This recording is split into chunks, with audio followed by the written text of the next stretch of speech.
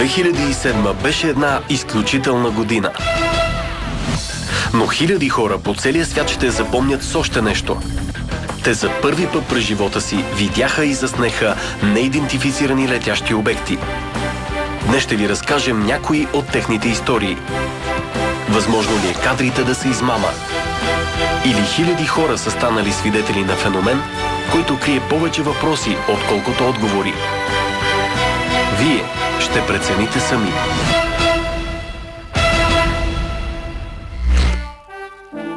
1 януари 2007. Светът все още е замаян от посрещането на новата година. Близо до столицата на Чили 3 семейства празнуват заедно. Един от гостите снима с видеокамерата си новогодишното парти. Но скоро той забелязва нещо странно в небето над къщата. Обектът е с тъмен цвят и продълговата форма. Той се движи хаотично в небето и през няколко секунди излъчва блясък.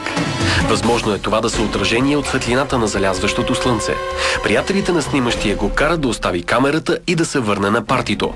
Но това, което се случва в небето, изцяло е покорило вниманието му. Анализът на кадрите показва, че обектът не е компютърна анимация, нито отражение в обектива на камерата.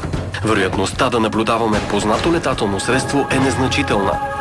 Траекторията, формата и отблясъците показват, че камерата е уловила нещо реално. Въпросът е какво точно?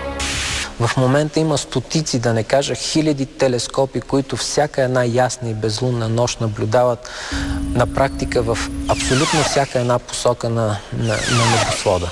Защо точно на астрономите не се случва да заснемат нещо такова и нещо подобно? 2 месеца след случая в Чили, подобни кадри са заснети в небето над Холандия. На 2 март 2007 любителска камера улавя тези непознати летателни апарати. На преден план виждаме тъмен обект с цилиндрична форма. Край него бързо прелитат бели сферични тела.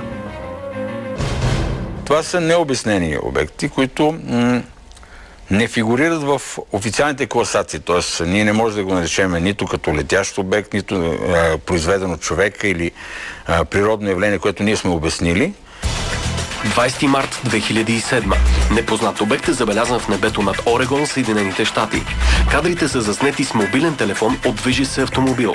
В първия момент наблюдателят е помислил, че това е самолет, който се готви за кацане. Но скоро разбира, че може би е сбъркал. Има много феномени в небето. Дори и аз да ги видя, ще кажа, не знам какво е това. Но като учен, знам, че има много естествени природни феномени или ги бъркат с нещо, създадено от човека. Тогава за нас те са НЛО. 24 април 2007. Жителите на едно малко граче във Франция ще помнят дълго този ден. В ранния следобед 2 съседи забелязват непознат обект в небето над къщите. Той се движи бавно, после спира и остава да виси във въздуха. Обектът е с класическата форма на летяща чиния. Той е тъмен на цвят и не издава никакъв звук. Свидетели на феномена стават десетки жители на малкото градче. Някои от тях очакват чинията да кацне. Други се страхуват именно от това. Снимащият променя настройките на камерата, за да разгледа обекта отблизо. По корпуса не се забелязват детайли. Малко по-късно чинията бавно се придвижва към края на градчето. След няколко минути изчезва. Качеството на видеото не позволява подробен анализ на обекта. Специалисти по компютърна анимация разгледаха внимателно кадрите. Те заявиха пред нас, че допускат около 40% видеото да е фалшификат. За останалите 60% коментираха, че е възможно наистина да наблюдаваме неидентифициран летящ обект. Защото хората са склонни да му мистифицират. Абсолютно всичко. И от една муха те могат да направят слон, а от слона могат да направят космически апарат. Както от един космически апарат, те могат да кажат, тук е нямало нищо, това е бил един прост балон. Това са кадри на метеорологични балони. Истината е, че метеоролозите все по-рядко използват такъв тип балони за своите изследвания. Те предпочитат сателитните изображения и данни от астрономическите обсерватории по света.